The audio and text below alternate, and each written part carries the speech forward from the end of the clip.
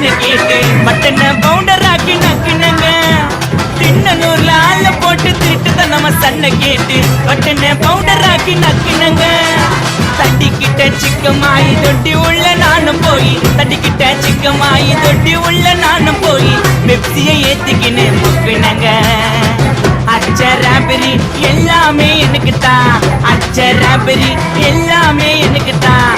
புச்ச பொருள் பாதி தடிங்களுக்கு கணக்கு தான் 10 புருவன்